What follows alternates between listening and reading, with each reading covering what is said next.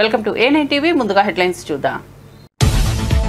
మరోసారి మీడియా ముందుకు వచ్చిన వ్యోమఖర్ సింగ్, సోఫియా ఖురేషి. జమ్మూ కాశ్మీర్లో నియంత్రణ రేఖ వెంబడి పాక్ కాల్పుల ఉధృతి. కుఫారా, బారాముల్లా, ఉరిపాంచ్, రాజౌరి సెక్టార్లో దాడులు. పాక్ సంయమనం పాటిస్తే ఉద్రిక్తతలు పెంచబోమని స్పష్టీకరణ. కీలక నిర్ణయాలు తీసుకున్న ఏపీ కేబినెట్. ఏపీ రాజధానిగా అమరావతిని నిర్ధారిస్తూ తీర్మానం. చెరువు మట్టిని రైతులకు ఉచితంగా తరలించేందుకు అనుమతి. వేదికలపై తన పక్కన పవన్ కళ్యాణ్ కూర్చునేలా ఏర్పాట్లు చేయాలని అధికారులకు సూచన.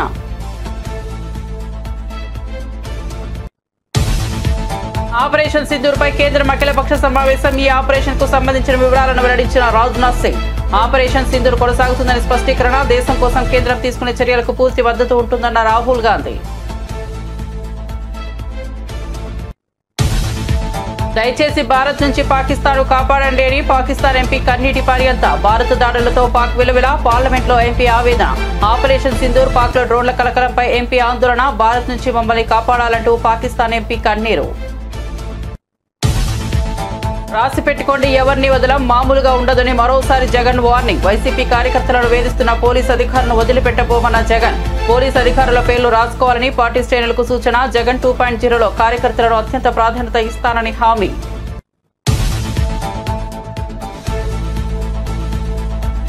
శ్రీ సిటీకి విమానాశ్రయంతో డైరెక్ట్ కనెక్టివిటీ ఇస్తామన్న మంత్రి లోకేష్. ఎల్జీ యూనిట్ నిర్మాణానికి పూర్తి సహాయ సహకారాలు అందిస్తామన్న మంత్రి.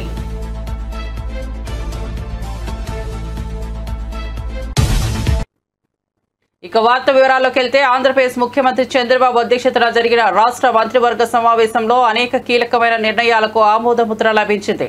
రాష్ట్ర అభివృద్ధి సంక్షేమ కార్యక్రమాలతో పాటు పాలనాపరమైన పలు అంశాలపై కేబినెట్ సుదీర్ఘంగా చర్చించి కీలక తీర్మానాలు చేసింది. రాష్ట్ర మంత్రివర్గం ఆపరేషన్ సింధూర్ విజయవంతం కావడం పట్ల హర్షం వ్యక్తం చేస్తూ ఈ ఆపరేషన్ నిర్వహించిన త్రివిధ దళాలను అభినందిస్తూ ఒక తీర్మానాన్ని ఆమోదించింది. అదేవిధంగా అమరావతిలో పునర్నిర్మాణ పనులను ప్రారంభించినందుకు ప్రధానమంత్రి నరేంద్ర మోదీకి కేబినెట్ ధన్యవాదాలు తెలియజేసింది. 47వ CRDA సమావేశంలో తీసుకున్న నిర్ణయాలకు మంత్రివర్గం ఆమోదం తెలిపింది. రాజధాని అమరావతి పరిధిలో వివిధ సంస్థలకు భూ కేటాయింపులు చేసేందుకు కూడా కేబినెట్ పచ్చజెండా ఊపింది. మంత్రివర్గం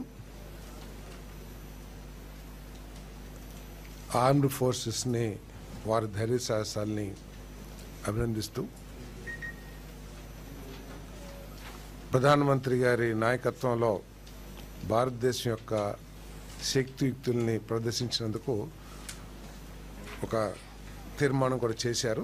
ముఖ్యంగా ముఖ్యమంత్రి గారు, with pride I salute the brave warriors of Indian armed forces for swiftly avenging the Pahalgam terror attack. ఈరోజు ఉదయం ముఖ్యమంత్రి గారు ట్వీట్ చేయడం జరిగింది. సో అదే లైన్లో మంత్రిమండలి కూడా మన ఆర్మ్ ఫోర్సెస్ చూపిస్తున్న ధైర్య సాహసాలని కానివ్వండి, మన భారతదేశం యొక్క ప్రతిష్టను ఇమిడింపజేసే విధంగా మన దేశాన్ని కాపాడుకుంటున్న తీరు, ధైర్య సాహసాలతో, అదేవిధంగా ప్రధానమంత్రి గారి నాయకత్వంలో భారతదేశం యొక్క శక్తిని ప్రదర్శించినందుకు మరి తీర్మానం ద్వారా చేయటం జరిగింది.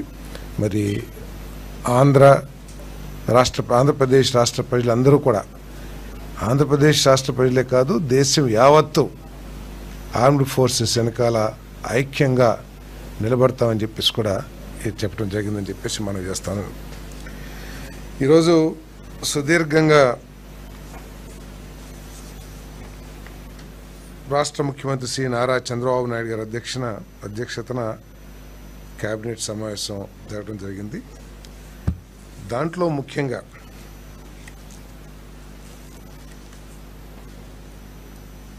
గత 5 సంవత్సరాల్లో ఆంధ్రప్రదేశ్ రాజధాని ఏది అంటే చెప్పలేని ఒక దౌర్భాగ్య పరిస్థితిలో ఉన్న విషయం అందరికీ తెలిసిందే. వాళ్ళ ఇష్టం వచ్చినట్లు 3 రాజధానులు, రకరకాల పేర్లు పెట్టి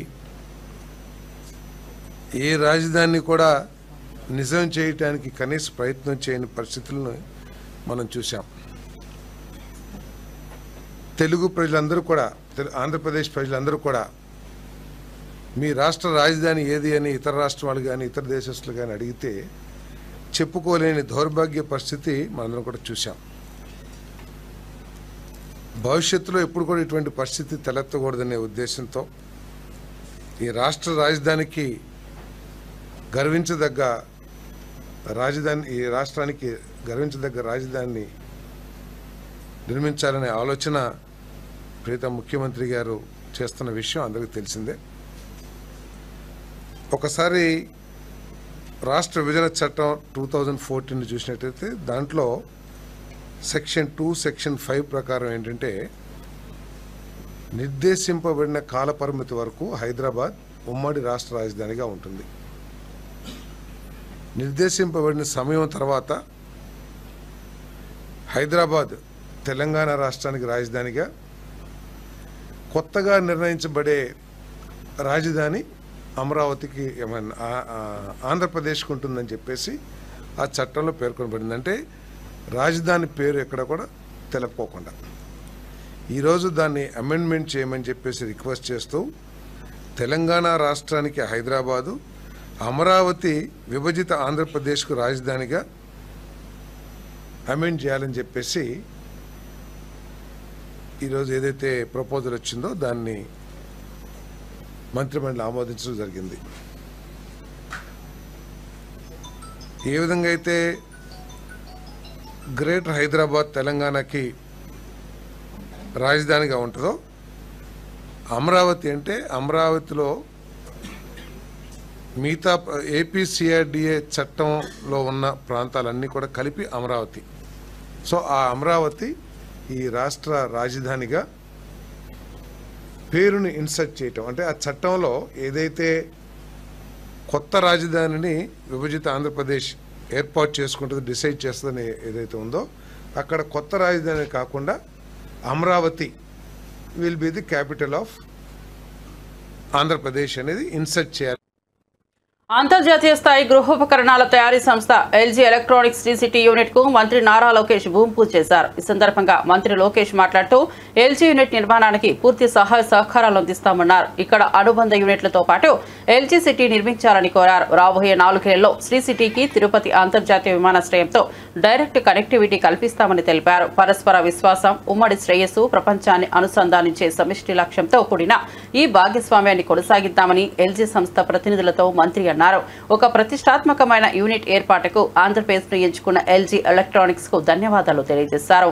ఎల్జీ ఫ్యాక్టరీ ప్రతి యువ ఇంజనీర్, ప్రతి ఆశావాహ సాంకేతిక నిపుణుడు, ప్రతి వ్యవస్థాపకుడి కలల కర్మాగారంగా మారబోతోందని ఈ సందర్భంగా మంత్రి లోకేష్ పేర్కొన్నారు.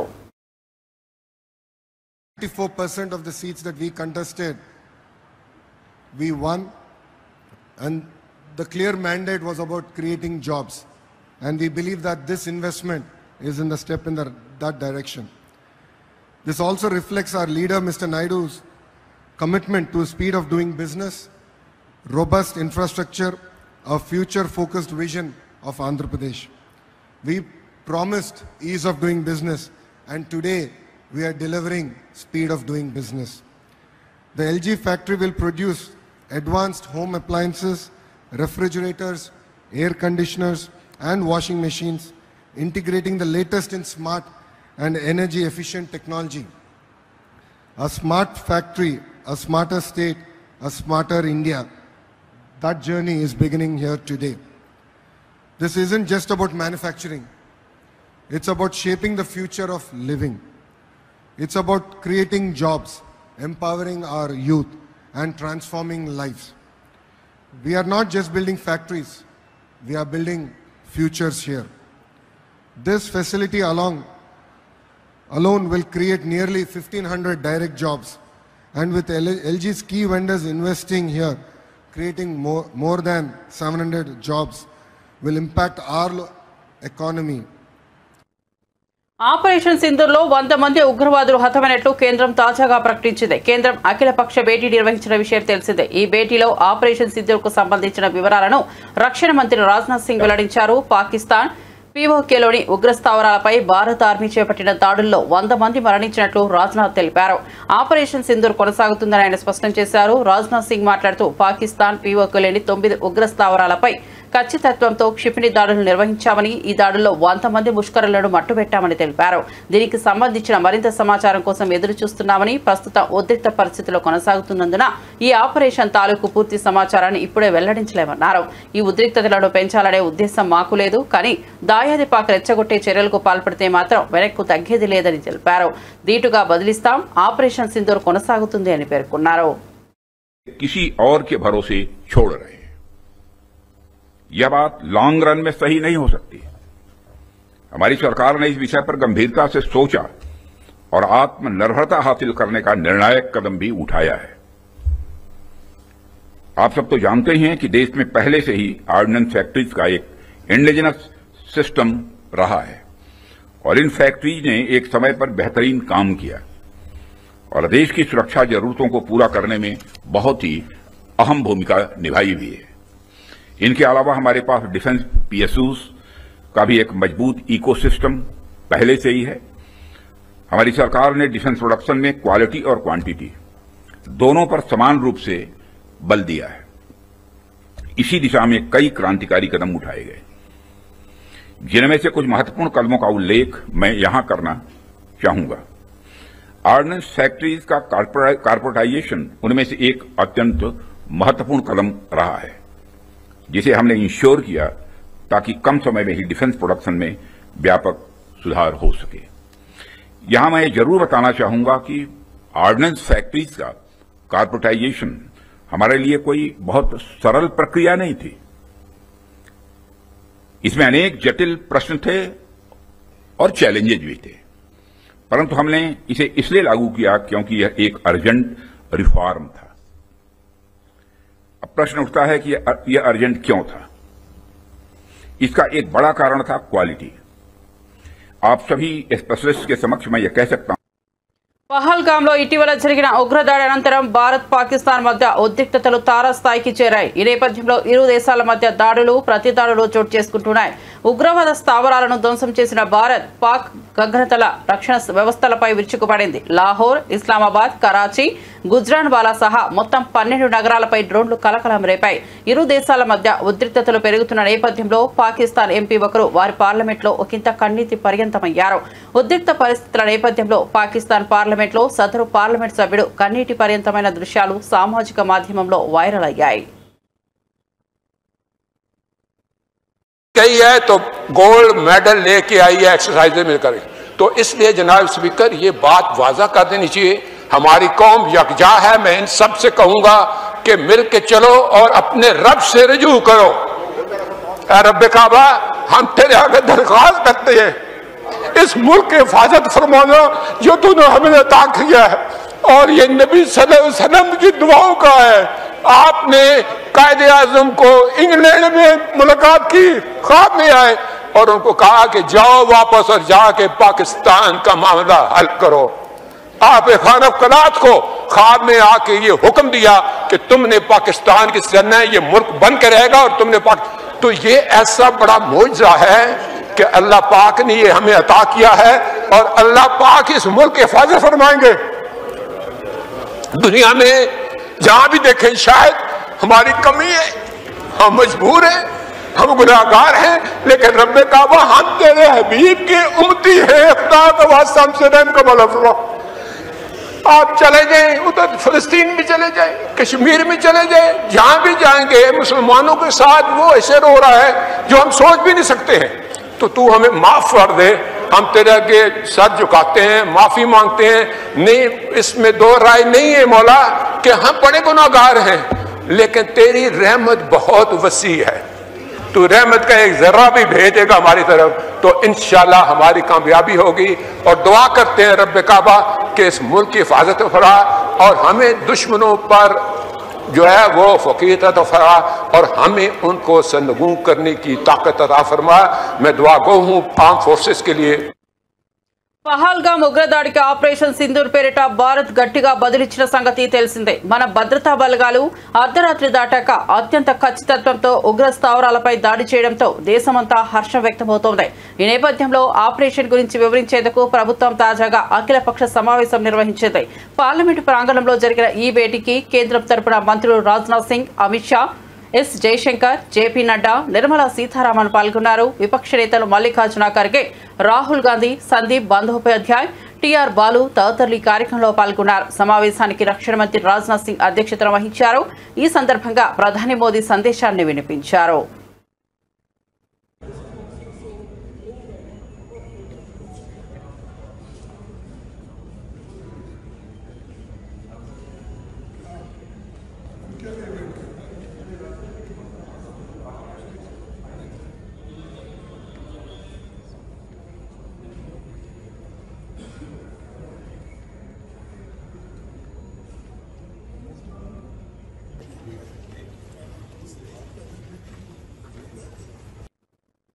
భారత్ పాకిస్తాన్ మధ్య నెలకొన్న ఉద్రిక్త పరిస్థితుల నేపథ్యంలో హైదరాబాద్లోని శంషాబాద్ విమానాశ్రయంలో భద్రతను కట్టుదిట్టం చేశారు.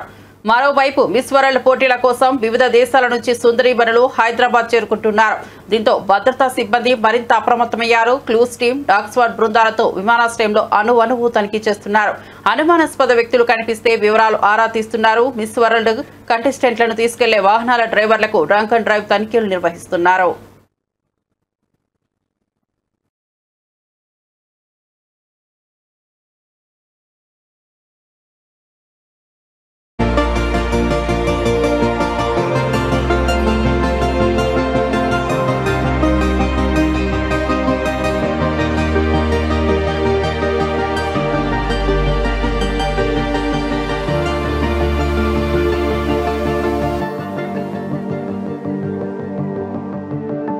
భారత సైనిక స్థావరాలపై పాకిస్తాన్ డ్రోన్లు క్షిపణులతో విచక్షణ రహితంగా దాడి చేసినట్లు వింగ్ కమాండర్ ఓంకార్ సింగ్ వెల్లడించారు.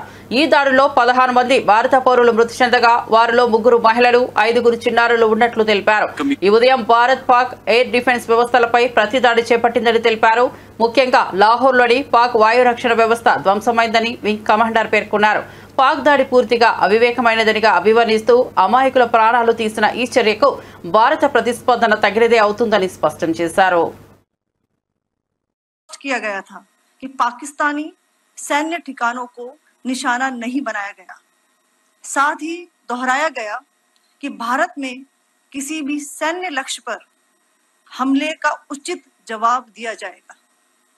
7 से 8 मई 2025 की रात को पाकिस्तान ने उत्तरी और पश्चिमी भारत में स्थित कई सैन्य ठिकानों को जैसे कि अवंतीपुरा, श्रीनगर, जम्मू, पठानकोट, अमृतसर, कपूरथला, जालंधर, लुधियाना, आदमपुर, भटिंडा, चंडीगढ़, नाल, फलौदी, उत्तरलाई और भुज पर ड्रोन और मिसाइलों से हमला करने का प्रयास किया. इन हमलों को इंटीग्रेटेड काउंटर यूएस ग्रिड और वायु रक्षा प्रणालियों द्वारा निष्क्रिय कर दिया गया. इन हमलों का मलबा कई स्थानों से बरामद हुआ जो कि पाकिस्तानी हमलों का प्रमाण है.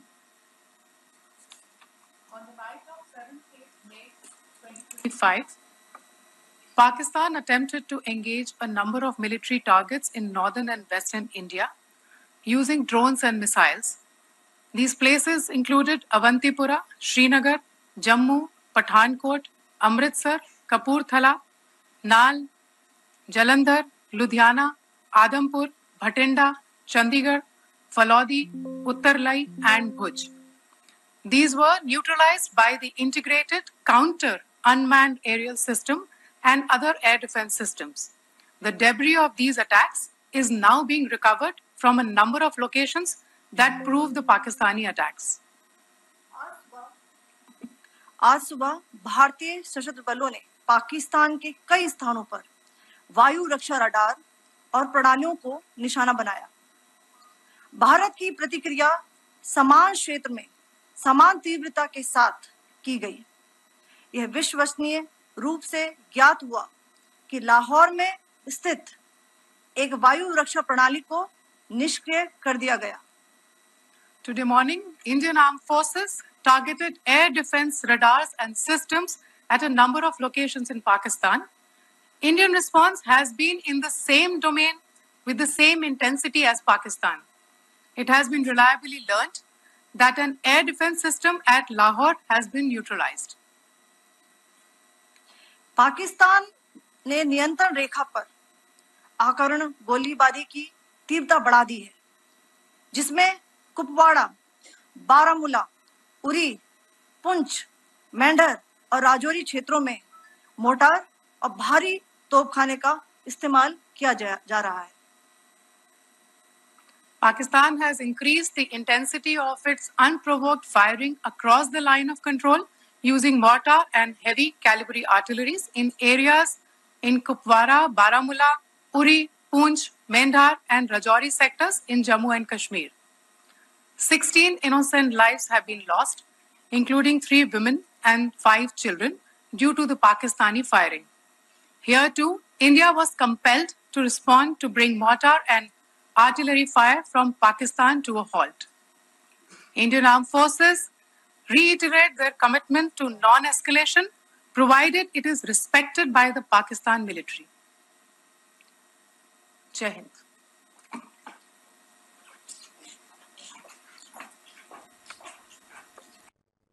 ఢిల్లీ విమానాశ్రయం నుంచి బయలుదేరాల్సిన 90కు పైగా విమానాలను భారత ప్రభుత్వం తాత్కాలికంగా రద్దు చేసింది. భారత్ పాకిస్తాన్ మధ్య కొనసాగుతున్న ఉద్రిక్త పరిస్థితుల మధ్య భద్రతా దృష్ట్యా ఈ నిర్ణయం తీసుకున్నట్లు అధికారులు తెలిపారు. ఆపరేషన్ సింధూర్ నేపథ్యంలో భారత సైన్యం అప్రమత్తంగా ఉండగా ఎయిర్ ట్రాఫిక్ నియంత్రణలో జాగ్రత్తలు తీసుకుంటున్నారు. ఢిల్లీ ఎయిర్పోర్ట్ నుంచి దేశవాళీ అంతర్జాతీయ రూట్లకు వెళ్లాల్సిన అనేక విమానాలు షెడ్యూల్ తాత్కాలికంగా నిలిపివేయబడింది. ప్రయాణికులు తమ ప్రయాణ ప్రణాళికలను మార్చుకోవాలని అధికారులు సూచించారు.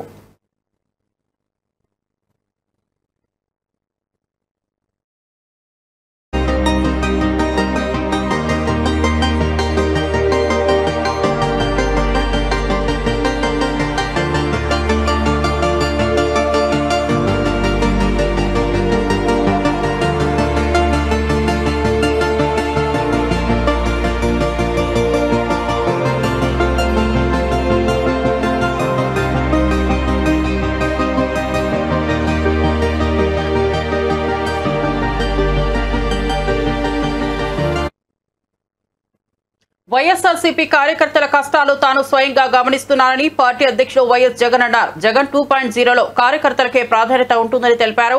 మీపై అణచివేతలకు పాల్పడుతున్న పోలీసులు అధికారుల పేర్లు రాసి పెట్టుకోండి, మళ్లీ మనం అధికారంలోకి వచ్చాక వారి సినిమా వేరే లెవెల్లో ఉంటుందని హెచ్చరించారు. అన్నమయ్య, చిత్తూరు, శ్రీ సత్యసాయి జిల్లాల ప్రజాప్రతినిధులతో సమావేశమై కార్యకర్తలకు ధైర్యం చెప్పారు. కార్యకర్తల పట్ల అన్యాయం చేసిన అధికారులపై చర్యలు తప్పవని స్పష్టం చేశారు. నిజంగా ఈరోజు రాష్ట్రంలో ఉన్న పరిస్థితులు ఎలా ఉన్నాయి అన్నది బహుశా నాకన్నా కూడా మీకే బాగా తెలుసు. రాష్ట్రంలో ఈరోజు విలువలు లేని, విశ్వసనీయత లేని, ప్రజాస్వామ్యాన్ని కూనీ చేస్తూ ఉన్న పరిస్థితుల మధ్య రాజకీయాలు జరుగుతూ ఉన్నాయి. ఇలాంటి చెడిపోయిన ఈ రాజకీయ వ్యవస్థలో తులసి ముక్కల్లా ఎంపీటీసీలమైన, జెడ్పీటీసీలమైన, కౌన్సిలర్లమైన అయ్యా చంద్రబాబు మమ్మల్ని చూసి నేర్చుకో రాజకీయాలు ఎలా చేయాలి అని చెప్పి తెగువ చూపించి రాజకీయాలకు అర్థం చెప్పి గట్టిగా నిలబడిన మీ అందరికీ కూడా మీ జగన్ హ్యాట్స్ ఆఫ్ చెప్తూ సెల్యూట్ చేస్తాను. కారణం ఏమిటంటే రాజకీయాలలో ఉన్నప్పుడు విలువలు ఉండాలి. రాజకీయాల్లో ఉన్నప్పుడు విశ్వసనీయత అన్న పదానికి అర్థం తెలిసి ఉండాలి. ఈ రెండింటికి కూడా అర్థం తెలియని వ్యక్తి ఎవరైనా ఈ రాష్ట్రంలో ఉన్నారు అని అంటే అన్ఫార్చునేట్గా అది ఈ రాష్ట్ర ముఖ్యమంత్రి అని చెప్పడానికి నిజంగా ఈ రాష్ట్ర పౌరుడిగా నేను తలదించుకోవాల్సిన పరిస్థితి. అంతగా దిగజార్చినడు ఈ పెద్ద మనిషి రాజకీయాలను. ఈరోజు రాజకీయాలలో ఇటువంటి దారుణమైన పరిస్థితులు కూడా చూడాల్సి వస్తుందని నేను ఎప్పుడు అనుకోలే. ఎందుకు ఈ మాట చెప్తా ఉన్నాను అని అంటే, ఒకసారి ఈ రామకుప్పానికి సంబంధించి చంద్రబాబు నాయుడు గారి సొంత నియోజకవర్గం, ఈ రామకుప్పానికి సంబంధించి ఎంపీటీసీకి సంబంధించిన ఒక కేస్ స్టడీ, ఒక ఎంపీపీ చనిపోయిన పరిస్థితుల మధ్య ఎన్నికలు జరుగుతూ ఉన్నాయి. 16కు సంబంధించిన ఎంపీటీసీలు వైఎస్ఆర్సీపీకి సంబంధించిన వాళ్ళే గెలిచారు. మరి ఇలాంటి చోట ఎందుకు చంద్రబాబు అనే వ్యక్తి పోటీ పెడతా ఉన్నాడు? గెలవడం అన్నదానికి మీనింగ్ ఎక్కడుంది? గెలవలేము అన్న సంగతి తెలుసు. గెలిచిన వాళ్ళందరూ కూడా ఇక్కడ నుంచి గెలిచిన వాళ్ళందరూ కూడా వైఎస్ఆర్సీపీ టికెట్ మీద ఆ బీఫామ్ మీద గెలిచిన వాళ్ళు. మరి ఇలాంటి చోట 6 మందిని ఇక్కడి నుంచి లాక్కునే కార్యక్రమం చంద్రబాబు నాయుడు గారి దగ్గరుండి చేశారు. తర్వాత వైఎస్ఆర్సీపీ ఎంపీటీసీలు ప్రయాణం చేస్తూ ఉన్న మిగిలిన ఎంపీటీసీలు ప్రయాణం చేస్తూ ఉన్న వాహనాన్ని దగ్గరుండి పోలీసుల చేత అడ్డుకున్నారు. హైకోర్టు ఆదేశాలతో భద్రత కల్పించాల్సిన పోలీసులు సాక్షాత్తుగా దగ్గరుండి చంద్రబాబు నాయుడు గారికి వాచ్మెన్ లాగా తయారయ్యారు. చివరికి కోరం లేకపోయినా కూడా 6 మంది సభ్యులు మాత్రమే చంద్రబాబు నాయుడు గారి ప్రలోభాలకు లొంగి అటువైపున వెళ్ళిన పరిస్థితుల మధ్య కూడా ఏకంగా డిక్లేర్ చేసుకున్నారు అధికారుల చేత. ఖమ్మం జిల్లా ప్రజలకు మెరుగైన వైద్య సౌకర్యాలు అందించేందుకు ఖమ్మం మెడికల్ కాలేజ్ నూతన భవనాల నిర్మాణానికి శంకుస్థాపన కార్యక్రమం జరిగింది. డిప్యూటీ సీఎం బట్టి విక్రమార్క, మంత్రులు పొంగులేటి శ్రీనివాసరెడ్డి, దామోదర రాజనరసింహ ఈ కార్యక్రమంలో పాల్గొన్నారు. మొత్తం 35 ఎకరాల్లో 166 కోట్ల వ్యయంతో కళాశాల భవనాలు నిర్మించనున్నారు. ఖమ్మం వైద్య రంగ అభివృద్ధికి ఇది పెద్ద ముందడుగని మంత్రులు పేర్కొన్నారు. తక్కువ వయసు యువతకు వైద్య విద్యను అందుబాటులోకి తెచ్చే లక్ష్యంతో ప్రభుత్వం ఈ నిర్ణయాలను చేపట్టిందని వెల్లడించారు. మెడికల్ కాలేజీ శాంక్షన్ చేయించుకోవటమే కాకుండా ఈరోజు భవన నిర్మాణానికి పూజా కార్యక్రమాలు చేసుకొని ముందుకు పోయేటువంటి ఈరోజు తప్పనిసరిగా ఈ జిల్లాలో ఉన్నటువంటి ప్రజానికానికి పెద్ద ఎత్తున ఉపయోగపడేటువంటి కార్యక్రమం ఉంది. ఒక ప్రభుత్వ మెడికల్ కాలేజ్ వస్తే దానికి అనుబంధంగా ఉచితంగా వైద్య సేవలు అందించేటువంటి అన్ని మల్టీ స్పెషాలిటీ హాస్పిటల్స్ వైద్యాలు కూడా అందుబాటులోకి వస్తాయి.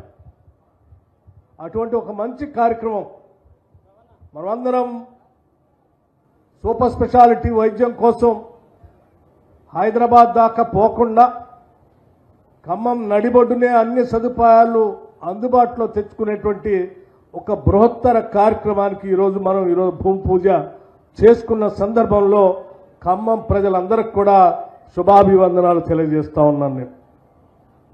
అట్లాగే 2 మంత్రులు కూడా ప్రత్యేకంగా శ్రద్ధ చూపించి దీనికి కావాల్సినటువంటి భూసేకరణ కానీ నిధుల సేకరణకు సంబంధించి కానీ రాష్ట్ర ప్రభుత్వంతో మాట్లాడి వైద్య శాఖ మంత్రులు రాజనరసింహ గారితో మాట్లాడి ప్రత్యేకంగా దీన్ని ఎన్నో సంవత్సరాలుగా పెండింగ్ ఉన్నటువంటి ఈ కళాశాలని ఈరోజు శాంక్షన్ చేయించుకొని మనం ముందుకు పోతా ఉన్నాం. కాంగ్రెస్ ప్రభుత్వం ప్రజాప్రభుత్వం, ఇది పేదల ప్రభుత్వం, ప్రజల కోసం నిరంతరం పనిచేసేటువంటి ప్రభుత్వం. ఇది పాలకుల కోసమో దొరల కోసమో పనిచేసేటువంటి ప్రభుత్వం కాదు. ఇది కేవలం ప్రజలకు అంకితమై ప్రజా సంక్షేమం కోసం పనిచేస్తుందని చెప్పడానికి ఇది ఒక చక్కటి నిదర్శనం అని చెప్పి ఈ సందర్భంగా మీ అందరికీ మనవి చేస్తా ఉన్నాను. దాదాపు రాష్ట్రంలో 34 కళాశాలలు ప్రభుత్వ పరంగా, 29 కళాశాలలు ప్రైవేట్ పరంగా రాష్ట్ర వ్యాప్తంగా ఉన్నటువంటి విద్యార్థులందరికీ ఉచితంగా వైద్య సీట్లు పెద్ద ఎత్తున అందుబాటులో తీసుకొని రావడానికి దాదాపు 9,065 సీట్లతో ఈరోజు పెద్ద ఎత్తున మెడికల్ విద్యను మనం ముందుకు తీసుకుపోతా ఉన్నాం. దామోదర రాజనరసింహ గారి నాయకత్వంలో వారు వచ్చిన తర్వాత అదనంగా 8 కొత్త కళాశాలలు, మెడికల్ కళాశాలను శాంక్షన్ చేసుకోవటమే కాకుండా వాటన్నిటికి కూడా బిల్డింగులు సొంతంగా భవనాలు నిర్మించుకోవడానికి కావాల్సిన విధంగా శాంక్షన్ చేపించుకొని ఒక ప్రత్యేక దృష్టి పెట్టి ఈ వైద్య శాఖ మీద వారు ముందుకు తీసుకొని పోతా ఉన్నారు. ఈ ప్రభుత్వం వైద్యం విద్య మీద ప్రత్యేక దృష్టి సారించి ప్రత్యేక రాష్ట్రం ఏర్పడిన తర్వాత 10 సంవత్సరాల్లో ఎప్పుడూ పెట్టనంత ఖర్చుని ఈ ఒక్క సంవత్సరం మరిన్ని అప్డేట్స్ కోసం చూస్తూనే ఉండండి A9 TV.